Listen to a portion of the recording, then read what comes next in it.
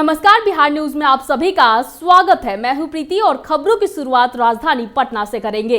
15 दिनों के संपूर्ण लॉकडाउन लगने के बाद पटना यातायात पुलिस काफी मुस्तैद दिखी। आपको बता दें कि पटना यातायात पुलिस के द्वारा रोको टोको अभियान चलाया जा रहा है। इस दौरान आने जाने वाले हर वाहन चालकों को रोककर वाहन के कागजातों की जांच की जा रही है। साथ ही यह भी पूछा जा रहा है कि आप किस काम से बाहर निकले हैं। वहीं हमारे संवाददाता विशाल चौहान ने इस अभियान का जायजा लिया। जो सरकारी वाहन सरकारी काम के लिए जो ऑफिस में जा रहे हैं, सरकारी काम काज के लिए जा रहे हैं, उनको देख करके छोड़ देना है और बेवजह से जो घर से बाहर निकल रहे हैं उनका गाड़ी को चेक करना है, फाइन करना है और समझाना है कि समझा बुझाना है कि अपने घर में बने रहिए, सुरक्षित रहिए, मास्क पहन करके चलिए। यही हम लोग समझा रहे हैं। नमस्कार, आप देख रहे हैं बिहार न्यूज और मैं हूं आपके साथ विशाल चौहान। आपको बता दें, जिस तरह से कोरोना से संक्रमित लोगों की संख्या लगातार बढ़ रही थी पूरे भारत में, और उसी कड़ी में बिहार में भी लगातार कोरोना से संक्रमित मरीजों मिल रहे थे, जिसको लेकर बिहार सरकार ने बड़ा फैसला लिया और 16 जुलाई से लेकर 31 जुलाई तक संपूर्ण लॉकडाउन किया है पूरे बिहार में। और उसी कड़ी में आज आपको बता दें, राजधानी पटना के आर ब्लॉक में इस वक्त हम खड़े हैं, जहाँ पे सघन वाहन चेकिंग अभियान किया जा रहा है, रोक टोक अभियान चलाया जा रहा है और आने जाने वाले हर गाड़ी को रोका जा रहा है। उनसे पूछा जा रहा है कि आप कहाँ जा रहे हैं, किस कारण से जा रहे हैं, तमाम उनसे पूछताछ की जा रही है। और ख़ासकर ये भी आपको बात बता दें, जिस वाहन की कागजात सही नहीं है उसे चालान भी काटा जा रहा है। और आप यहाँ पे देख सकते हैं कि पटना यातायात पुलिस कितनी मुस्तैद है और यहाँ पे सुबह से ही काफ़ी सघन वाहन चेकिंग अभियान लगाई जा रही है। और यहाँ पे चाहे 2 व्हीलर की बात कर ले, चाहे 4 व्हीलर की बात कर ले, यहाँ पे जितने भी यातायात पुलिस है वो यहाँ पे काफ़ी मुस्तैद होकर गाड़ी को पकड़ रहे हैं और उसकी कागजात को चेक कर रहे हैं और साथ ही साथ ये भी पूछ रहे हैं कि आप कहाँ पे जा रहे हैं। और जो लोग बेवजह घर से निकल रहे हैं उसे वैरंग ही वापस कर दिया जा रहा है। और इसी की पूरी जानकारी के लिए हम जुड़ेंगे, यहाँ के जो इंचार्ज हैं उनसे जुड़ेंगे और जानेंगे। सर, क्या कहिएगा, क्या कुछ दिशा निर्देश दिया गया है आला कमान की तरफ से? आला कमान की तरफ से निर्देश है ये, हम लोगों को ये लॉकडाउन में रोक करके गाड़ी चेक करते हैं। और कोई लोग बोलता है हम जा रहे हैं दवाई लाने के लिए, कोई लोग बोल रहे हैं जाए हॉस्पिटल, तो उसका हम लोग डॉक्यूमेंट देखते हैं। या मेडिकल से आप दवाई लेकर के आ रहे हैं तो आज के डेट में आप दवाई खरीदें कि नहीं खरीदें, अगर वैसा नहीं देखते हैं तो उनको डांट टपट कर करके वापस घर भेजवा देते हैं। और ऐसे पेपर भी त्रुटि करते हैं। जो करेंट डेट में फेल हुआ है उसको हम लोग फाइन नहीं करते हैं। जो आज से 6 महीना पहले फेल हो गया है उसको हम लोग फाइन भी करते हैं। और सर, वो मनचलों के लिए क्या करते हैं जो बेवजह घर से निकलते हैं घूमने टहलने के लिए, जब आप उसे पकड़ते हैं तो सर क्या कुछ करते हैं? तो उनको हम लोग पकड़ कर करके गाड़ी सीज कर करके थाना में लगा देते हैं। आपने सुना कि अगर आप बेवजह घर से निकलने के लिए तैयार हैं तो बिहार न्यूज ये कहेगा कि बिल्कुल भी घर से ना निकले। अगर बहुत ज़रूरी काम है तो ही घर से निकले, अन्यथा घर पे ही रहें।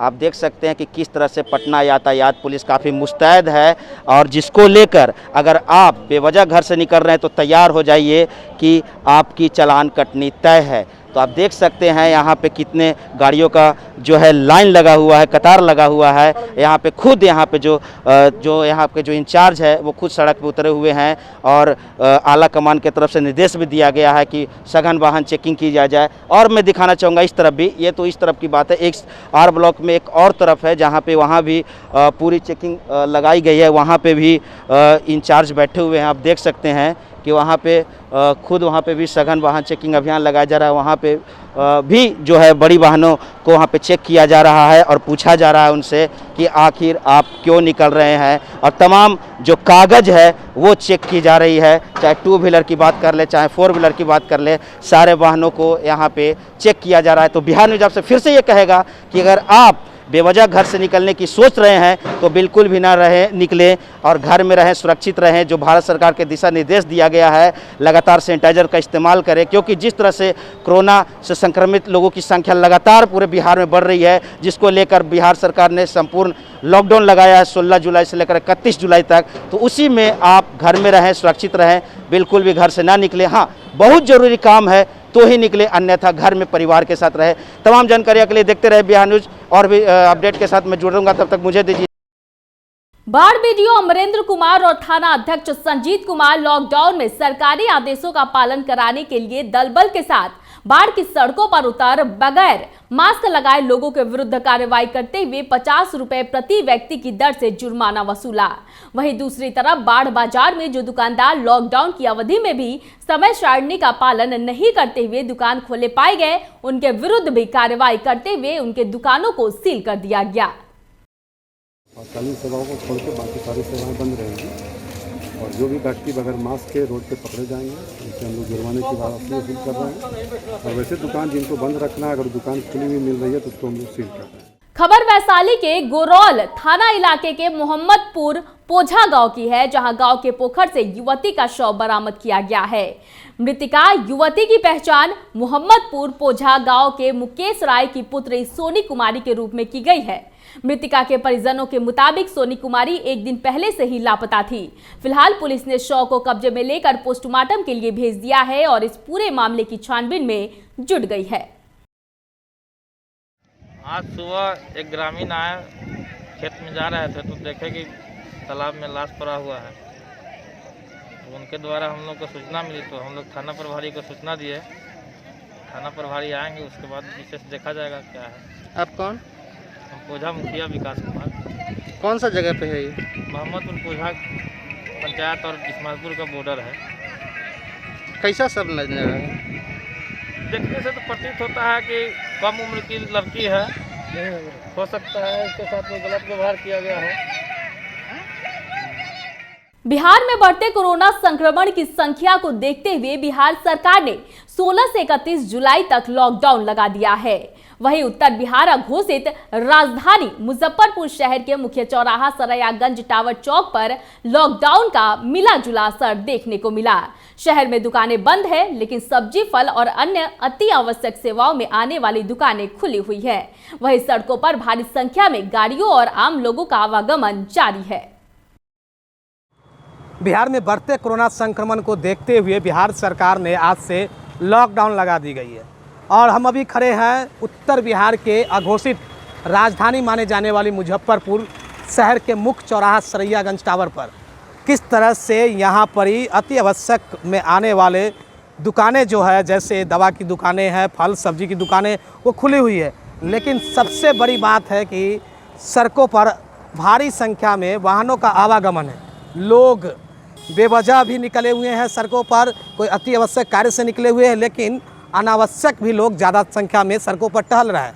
इस पर पुलिस को इन पर पूर्ण रूप से बिहार में लॉकडाउन सहित मुजफ्फरपुर में लॉकडाउन लगाने के लिए कहीं ना कहीं सख्ती बरतने की ज़रूरत है, तभी यह कामयाब होगा। अन्यथा लोग इसी तरह आवागमन करेंगे तो लॉकडाउन का कोई असर दिखने को मुजफ्फरपुर शहर में नहीं मिलेगा। जिस तरह से ये वाहन की देखिए किस तरह से लगातार वाहन का आवागमन हो रहा है, चाहे 2 पहिए हो, 3 पहिए वाहन हो, लगातार भारी संख्या में आवागमन हो रहा है। अभी हम यहीं से तस्वीरें दिखा रहे हैं। मुजफ्फरपुर शहर का यह मुख्य चौराहा सरैयागंज टावर है और काफ़ी संख्या में लोग आवागमन भी पैदल भी कर रहे हैं। लेकिन इसके लिए पुलिस को पहले भी लॉकडाउन में जो सख्ती बरतनी पड़ी थी, लाठियां चलानी पड़ी थी, लोगों से जुर्माना वसूलने का काम किया था, आज भी उन्हें इसी तरह का सख्ती बरतने की ज़रूरत है। मुजफ्फरपुर से बिहार न्यूज़ के लिए अरविंद अकेला। गोपालगंज में 70 घाट पुल के अप्रोच पथ टूटने को लेकर राजनीति थमने का नाम नहीं ले रही है। नेता प्रतिपक्ष तेजस्वी यादव और बीजेपी विधायक मिथिलेश तिवारी के हमले के बाद भारतीय मित्र पार्टी के राष्ट्रीय अध्यक्ष धनेश्वर महतो ने भी बीजेपी पार्टी पर जमकर हमला बोला है। उन्होंने कहा कि 268 करोड़ रुपए की लागत से बना पुल मात्र 29 दिनों में ही गिर गया, क्योंकि पुल में मिट्टी का उपयोग कर पैसों का बंदरबांट कर लिया गया है। हमारी पार्टी का तो स्पष्ट कहना है कि भारतीय जनता पार्टी एनडीए गठबंधन मतलब भ्रष्टाचार की एक जड़। इनका एक ही मकसद है, हिंदू मुसलमान को लड़वाओ और अपनी दाल रोटी सेको, और जितना बन सके उतना देश को लूटो, समाज को लूटो। अब आप देख लो ना, कभी आज तक इतिहास में कभी सुने हैं कि 29 दिन में 264 करोड़ की लागत से जो पुल बनता है वो मात्र 29 दिन नहीं वो बर्दाश्त कर सकता बाढ़ का पानी। तो आप समझ सकते हैं केवल मट्टी भर भर के पुल को बनाया गया है। जैसा आप वीडियो के माध्यम से, समाचार के माध्यम से उस पुल की हालत देखते हैं। मैं कह रहा हूं सिर्फ ज्यादा नहीं, अगर 2 लाख रुपए का पत्थर 2 लाख रुपए का मैं कह रहा हूं सिर्फ पत्थर साइडों से यदि धर दिया जाता तो किसी कीमत पे पुल क्षतिग्रस्त नहीं हो सकता है। लेकिन नहीं, हर साल बिहार में बाढ़ आता है और हर साल वही स्थिति होती है, चाहे सरकार किसी की रही हो, कांग्रेस की रही हो, लालू की रही हो, या क्या कहते हैं एनडीए गठबंधन की सरकार है, 15 साल से नीतीश कुमार की सरकार है। हर साल बाढ़ के नाम पे करोड़ों अरबों रुपया राहत कोष में बंदर बांट होता है, लेकिन जमीनी हकीकत कुछ और रहती है, कोसों दूर रहता है। मरम्मत के नाम पे 50-100 बोरा मिट्टी का भर के वहां पे डाल दिया जाता है ताकि अगले साल फिर हमारा रास्ता क्लियर हो जाए। फिर से कई बांध टूटे हैं, इस साल भी आप देख चुके हैं, कई जगह के दरभंगा में टूटा है, मधुबनी में टूटा है, मुजफ्फरपुर में टूटा है, सीतामढ़ी में टूटा है, तमाम जगह बांध टूटा है। क्यों? जब मालूम है कि हर साल यहां से कमजोर है जगह, यहां टूटता है, तो क्यों नहीं उसकी मरम्मत ढंग से होती है? जब इतना पैसा, बेतहासा पैसा बंदर बांट होता है, तो मैं कह रहा हूं 25% उस पर ही खर्च कर देते, लेकिन लूट का जरिया खत्म हो जाएगा। इसीलिए भारतीय जनता पार्टी का मतलब है नीचे से ऊपर तक जितने भी इनके कार्यकर्ता हैं, सब अभी देश को लूटने में, समाज को लूटने में लगे हुए हैं।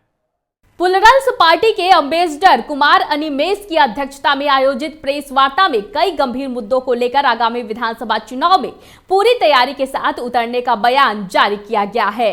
बता दें कि पार्टी की राष्ट्रीय अध्यक्ष पुष्पम प्रिया चौधरी के नेतृत्व में पुलरल्स पार्टी बिहार के सभी 243 सीटों पर चुनाव लड़ेगी। बहरहाल ऐसे में मुजफ्फरपुर जिले के भी सभी 11 विधानसभा क्षेत्रों से पार्टी आगामी विधानसभा चुनाव की तैयारी कर रही है।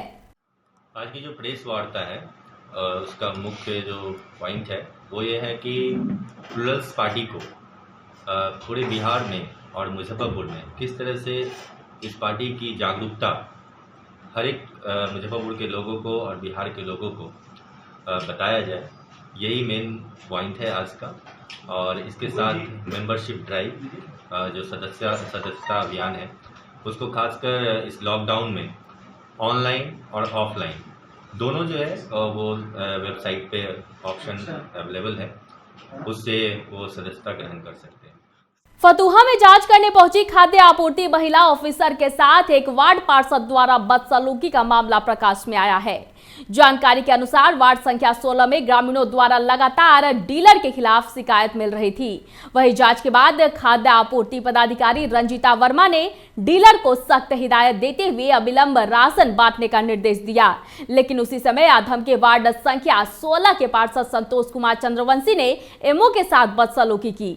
वार्ड पार्षद संतोष कुमार ने कहा कि राशन वितरण नहीं होगा। वहीं इस संबंध में एमओ ने कहा कि उन्होंने लिखित शिकायत एसडीओ पटना सिटी को दे दिया है और वार्ड पार्षद की बदसलूकी के लिए जल्द ही उन पर कार्रवाई की जाएगी।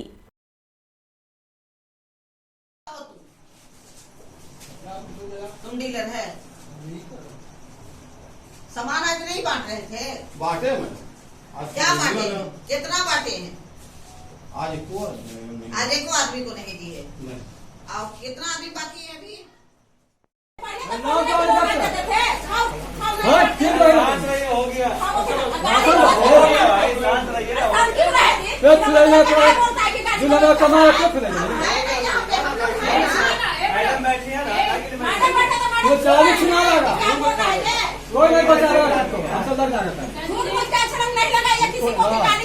बंद हो जाएगा, छोड़ दो, कोई डकैती नहीं करो, बंद कर दो। अनाज नहीं लेते हैं, अनाज के दाना खा रहा है। अरे अनाज लेंगे, फूल लेंगे, सरकार का चीज है। तुम डीलर है, सामान आज नहीं बांट रहे थे? बांटे में क्या बांटे? कितना बांटे हैं? आज एको आदमी को नहीं दिए। और कितना आदमी बाकी है अभी? क्या सामान दिए? चावल भी और गेहूं चावल हम देंगे महीना वाला? स्टॉक नहीं ना कर रहा सर, मैडम कल चावल का स्टॉक कर रहा, खाली चावल का स्टॉक कर रहा है। हाँ, ये वाला नहीं चढ़ा हुआ, पहले वाला नहीं चढ़ा हुआ, एकदम गोल है। ये कटाना है 40 मीटर नहीं चढ़ा हुआ। 40 क्विंटल कटा तो नहीं चढ़ा हुआ था, आप रजिस्टर से क्यों नहीं दिए? क्यों नहीं दिए? अगला महीना भी दिए मैडम, क्यों के? हाँ, इस बार काट दो। और जो कंप्लेन था वो सही पाया गया है। विक्रेता द्वारा जून माह के आवंटन में सिर्फ फ्री का खाद्यान्न दिया गया है और जो रेगुलर खाद्यान्न है वो नहीं मिला है। जितने कार्डधारियों ने शिकायत किया उनके द्वारा यही शिकायत पाई है जांच में। कार्रवाई कब तक होगी मैम? अब आज रिपोर्ट हम देंगे, अब जितनी जल्दी कार्रवाई हो।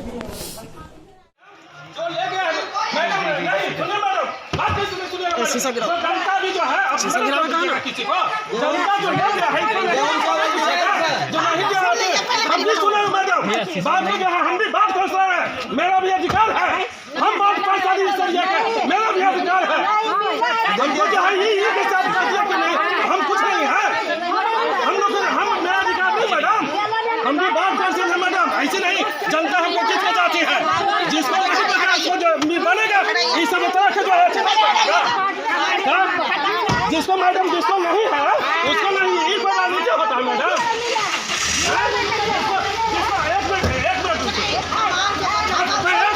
चाहिए बस नहीं बचेगा। पीएचसी अस्पताल में कोरोना पॉजिटिव मिलने से वहां के सभी चिकित्सक और कर्मी भयभीत और दहशत में हैं। आपको बता दें कि पीएचसी चिकित्सा प्रभारी डॉक्टर रामानुजम सिंह सहित कई कर्मी पॉजिटिव पाए गए थे। फिलहाल डॉक्टर रामानुजम सिंह का जांच रिपोर्ट लगातार दूसरी बार भी निगेटिव आया है और वे अभी भी आइसोलेशन में हैं। वहीं अस्पताल में कोरोना पॉजिटिव मिलने के कारण यहां लोग नहीं आ रहे हैं, जिसके कारण ओपीडी सेवा बाधित है। फिलहाल अस्पताल का प्रभार डॉक्टर पूनम के जिम्मे है। हाँ, परिवार के पास दिखाने हैं ना बच्चा। अभी क्या नाम है? हमारा मिनता देवी। कहाँ घर हुआ? 12। क्यों यहाँ आई है? यहाँ हॉस्पिटल में क्यों आई है? डिलीवरी है, दिखाने आई है।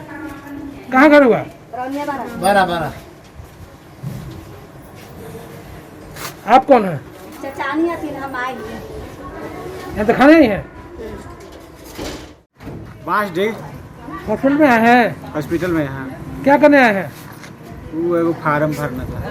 तो सबसे बड़ी बात है कि ये पीएचसी हॉस्पिटल है और आपको मालूम है पीएचसी हॉस्पिटल में पॉजिटिव केस मिला है कोरोना का। आप मास्क क्यों नहीं लगाए हैं? अभी कुल्ली किया था, निकाल दे, पेन लगाया। तो ऐसे थोड़ी काम चलता है लापरवाही से। कुल्ली किया है, अभी ये लगा के आए हैं। मालूम है ना आपको कि इसी हॉस्पिटल में पॉजिटिव मिला है? लगा के आए हैं। डॉक्टर भी संक्रमित हुए थे। डॉक्टर साहब यहाँ ये पीएचसी हॉस्पिटल मसौढ़ी है, यहाँ भी कोरोना पॉजिटिव डॉक्टर से भी संक्रमित हो चुके थे। ऐसे में ये मुझे ज्ञात हुआ है कि आपका ओपीडी सेवा बाधित है। क्यों बाधित है सर? ओपीडी सेवा तो बाधित नहीं है। यहाँ पर फिलहाल 4 डॉक्टर पॉजिटिव हुए थे। इसके कारण यहाँ आसपास बहुत पब्लिक को दहशत हो गया था कि पीएचसी मसौढ़ी में कोरोना है, इसके कारण वो लोग नहीं आ रहे थे। लेकिन यहाँ पर 3 डॉक्टर, एक मैं डॉक्टर आनंद, डॉक्टर सुनील, एक सिद्धेश्वरी हैं, ये तीनों मिलकर हम लोग 8-8 घंटे की ड्यूटी निभा रहे हैं। पेशेंट नहीं आ रहे हैं। यहाँ ओपीडी इसी कारण बाधित है, नहीं कि ओपीडी बंद किया गया है। ओपीडी खुला हुआ है और यहाँ डिलीवरी इमरजेंसी सेवा भी चालू है और डिलीवरी आप हो रहा है यहाँ। अभी पीएचसी प्रभारी जो हैं शायद उनका रिपोर्ट नेगेटिव आया है, अभी वो कहाँ है? सर आइसोलेशन में अपने घर में है, होम क्वारंटाइन में है और उनका रिपोर्ट यहाँ शनिवार के दिन पॉजिटिव आया था और उन्होंने पुनः बुधवार 14 तारीख को करवाया था, जिसमें उनका निगेटिव आया है रिपोर्ट। उसके कारण भी अभी 10 रोज़ के लिए आइसोलेशन में है। अभी यहाँ प्रभार में कौन है? यहाँ प्रभार पर डॉक्टर पूनम हैं, जो डेंटिस्ट हैं, उनको प्रभार दिया गया है और साथ में हम लोग 3 डॉक्टर हैं। 4 डॉक्टर यहाँ पर अभी कार्यरत कर रहे हैं और पीएचसी को देखभाल कर रहे हैं। जो भी पेशेंट आ रहे हैं उन लोग को हम लोग उचित ये दवा दे रहे हैं और ये कर रहे हैं। अच्छा, अभी जो पेशेंट यहाँ आ रहे हैं क्या उनका भी चेकअप किया जा रहा है? हाँ, चेकअप पिछले ये 2 दिन पहले हुआ था एसडीएच में। बाहर का जो लोग थे टोटल 64 लोग का यहाँ चेक किया गया था। रिपोर्ट आनी बाकी है, आज या कल रिपोर्ट आएगी। आप देख रहे हैं बिहार न्यूज। इस वक्त मैं मसौढ़ी के पीएचसी हॉस्पिटल में हूँ। आपको मैं ये बता दूँ कि ये पीएचसी हॉस्पिटल में यहाँ भी कोरोना पॉजिटिव पाए गए थे और सबसे बड़ी बात है कि यहाँ के जो पीएचसी प्रभारी डॉक्टर रामानुजन सिंह थे वे पॉजिटिव पाए गए थे। लेकिन ये सबसे सुखद पहलू यह रहा कि पीएससी प्रभारी डॉक्टर रामानुज सिंह का रिपोर्ट लगातार दूसरी बार नेगेटिव आया है। मैं आपको ये बता दूं कि ये मसौढ़ी हॉस्पिटल का जो ओपीडी सेवा है वो ओपीडी सेवा तत्काल बंद है और बंद होने का वजह मात्र एक ही है, वह है कोरोना पॉजिटिव का होना। चूँकि यहाँ के कर्मचारी जो हैं वह दहशत में है कि पॉजिटिव मिल गया है, इसलिए वो काफ़ी भयभीत हैं, दहशत में है। ऐसी स्थिति में वो जो ओपीडी सेवा है इस ओपीडी सेवा को बंद कर दिया गया है। अजय कुमार, बिहार न्यूज, पटना। लॉकडाउन का सहरसा में भी असर देखा जा रहा है। सहरसा शहर के मार्केट से लेकर सभी सड़कें और चौक चौराहे सुनसान हैं। सहरसा नगर परिषद क्षेत्र के शंकर चौक, थाना चौक, डीवी रोड में पूरी तरह से सन्नाटा पसरा हुआ है, जबकि आवश्यक सेवाओं की दुकानों को छोड़ बाकी अन्य दुकानों पर ताला लटका हुआ है। वहीं जिला पदाधिकारी कौशल कुमार और एसपी राकेश कुमार ने लॉकडाउन का सख्ती से पालन कराने के लिए संयुक्त रूप से पूरे शहर के साथ साथ विभिन्न चौक चौराहों का भी जायजा लिया। और 31 जुलाई तक रहेगा लॉकडाउन। और लॉकडाउन के अनुसार आज पहले दिन तो जो निर्देश है उसके आलोक में अनुपालन किया जा रहा है। और यह भी फील हो रहा है कि लोग मास्क, जो भी बाहर निकल रहे हैं मास्क पहने हुए हैं। पब्लिक से ही अनुरोध है कि जरूरी आवश्यक वस्तुओं की दुकान वगैरह खुली हुई हैं, तो जब भी अपने घरों से आवश्यक चीज़ों को खरीद के ले जाएँ तो मास्क जरूर पहने, बिना मास्क पहने बाहर ना निकलें। और अनावश्यक अगर कोई ज़रूरी काम नहीं है तो बिल्कुल घर से ना रहें। हम लोग बहुत ही कठिन दौर से गुजर रहे हैं और पब्लिक का फुल सहयोग चाहिए, जिलेवासियों को सहयोग चाहिए ताकि इस कोरोना के संक्रमण पे हम लोग नियंत्रण पा पाएं। सीबीएसई की परीक्षा परिणाम जारी कर दी गई है, जिसमें MIPS विद्यालय जहानाबाद की छात्रा प्रियंका कुमारी 96% अंक लाकर विद्यालय की टॉपर बनी है। मानस इंटरनेशनल स्कूल जहानाबाद के चेयरमैन प्रोफेसर अरुण कुमार सिन्हा ने विद्यालय में प्रियंका कुमारी को सम्मानित किया और उज्जवल भविष्य की कामना भी की है। यह जिले का जो मानस इंटरनेशनल पब्लिक स्कूल है, इसे खोलने के पीछे जो हमारा लक्ष्य था, सबसे पहला लक्ष्य यही था, मानवीय मूल्यों का निर्माण करना, साथ ही साथ गुणवान और प्रतिभावान छात्रों का भी निर्माण करना। क्योंकि इस स्कूल का अपना एक फार्मूला है, अपना एक नीति है कि हम कमज़ोर से कमज़ोर बच्चों को भी हम तेज बनाएंगे। उस परिस्थिति में जहाँ CBSE बोर्ड ने 10वीं की परीक्षा जारी किया है, उसमें हमारे विद्यालय के छात्रा प्रियंका कुमारी, जिसने 96.8% अंक ला करके टॉप की है। इसी तरह हमारे एक नहीं बल्कि दर्जनों विद्यार्थियों ने 10वीं की परीक्षा परिणाम 2020 में काफ़ी एक्सेलेंट किए हैं। और उसके पीछे कारण साफ है कि हमारे विद्यार्थी लगनशील होते हैं और अध्यापक का विद्यार्थियों पर विशेष जोर होता है।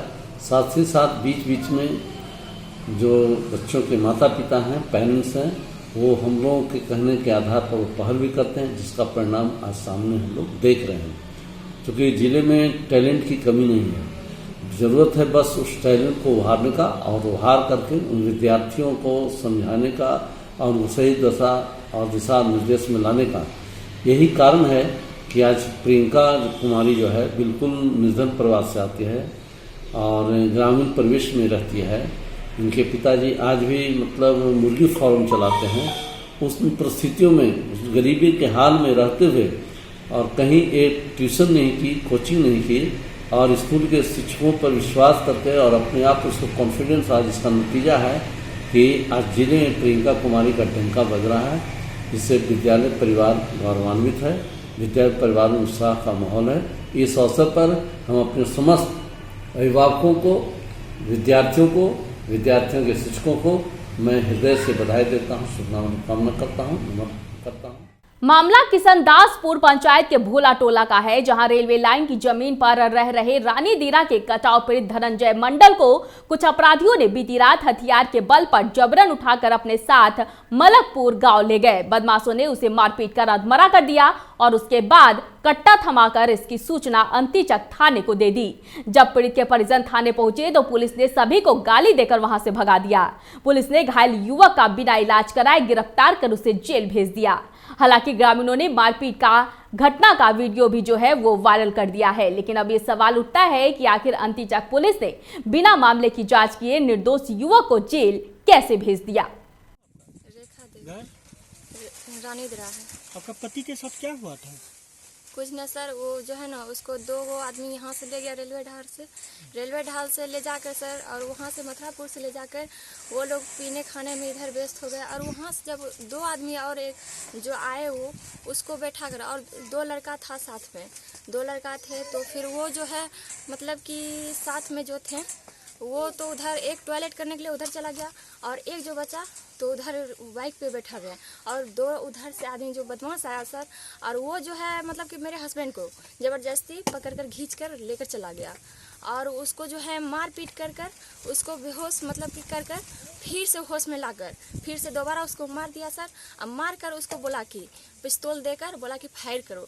ये हमारे हस्बैंड जो है बोले कि हम नहीं कर सकेंगे, हमसे नहीं होगा।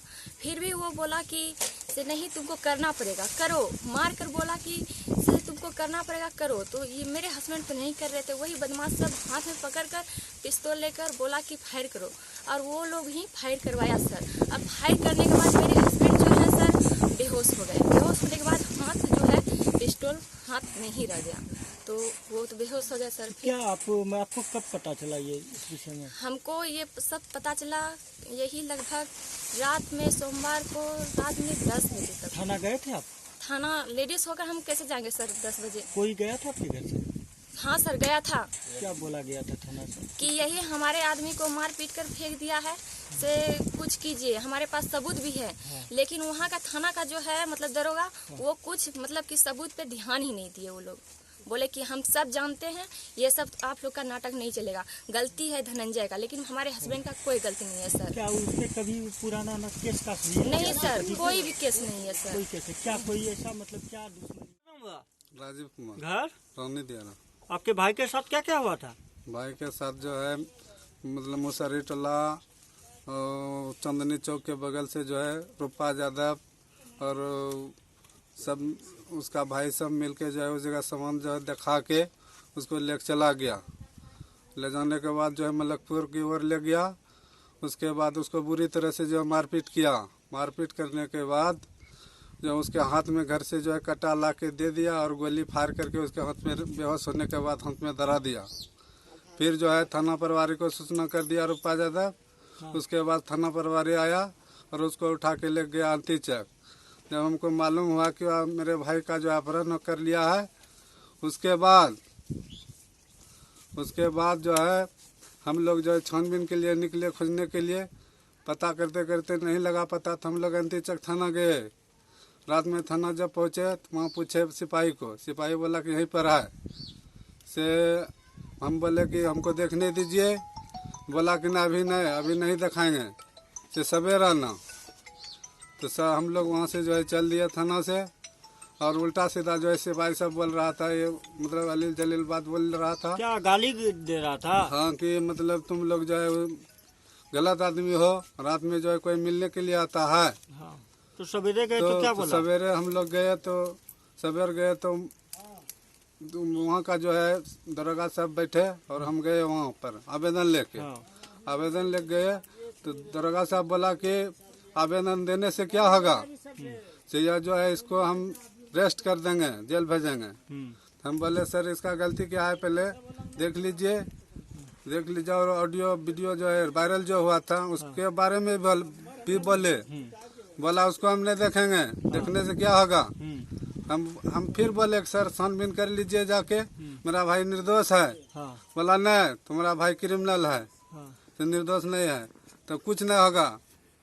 तो उसके बाद हम जो है फिर बोले सर छोड़ दीजिए किसी तरह, मतलब मेरे भाई निर्दोष है, पैसा कौड़ी कुछ जो है इधर उधर करके छोड़ दीजिए। बोला नहीं छोड़ेंगे, पैसा वैसा देने से क्या होगा।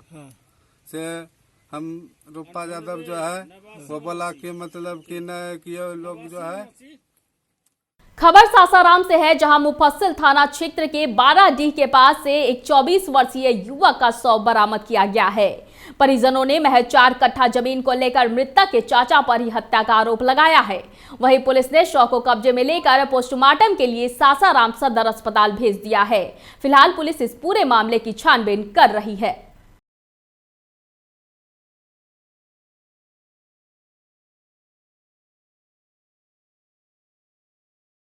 सीबीएसई के 10वीं के परिणाम में कैम्ब्रिज पब्लिक स्कूल नौबतपुर के विद्यार्थियों ने अपना जलवा बिखेरा है। विद्यालय के 100% विद्यार्थियों ने सफलता प्राप्त कर विद्यालय का मान सम्मान बढ़ाने के साथ साथ अपने माता और पिता का मान सम्मान भी बढ़ाया है। वहीं विद्यालय का छात्र राजकुमार ओझा 10वीं की परीक्षा में 97% अंक लाकर विद्यालय का टॉपर बना है। वहीं विद्यालय की प्रबंधक सोनी शेखर ने विद्यार्थियों के उज्जवल भविष्य की कामना की है। कुर्था के स्थानीय थाना क्षेत्र के मगध ग्रामीण बैंक के समीप एक वाहन अनियंत्रित होकर दुर्घटनाग्रस्त हो गई। जानकारी के अनुसार वह वाहन गया जिले के कोच से शकुराबाद जा रही थी, जिसमें ड्राइवर सहित एक व्यक्ति को हल्की चोट आई है। वही घटना की खबर मिलते ही कुर्था थाना अध्यक्ष दिनेश बहादुर सिंह अपने दलबल के साथ घटनास्थल पर पहुंचकर वाहन को अपने कब्जे में लेकर घायल लोगों को प्राथमिक उपचार के लिए प्राथमिक स्वास्थ्य केंद्र कुर्था भेज दिया। कोरोना जैसी वैश्विक महामारी के बढ़ते संख्या को ध्यान में रखते हुए पूरे बिहार में 15 दिन तक लॉकडाउन करने की घोषणा की गई है, जिसके बाद सड़कों पर सन्नाटा कायम रहा। वहीं इक्के दुक्के निजी वाहन सड़क पर देखे गए। साथ ही साथ किराना, फल एवं सब्जियों सहित दैनिक आवश्यकताओं को छोड़ सभी दुकानें बंद रहीं। वहीं प्रखंड विकास पदाधिकारी राजेश कुमार ने लाउड स्पीकर के द्वारा लोगों को हिदायत भी दिया है। इस वक्त की खबरों में फिलहाल इतना ही। मुझे दीजिए इजाजत, लेकिन देखते रहिए बिहार न्यूज। नमस्कार।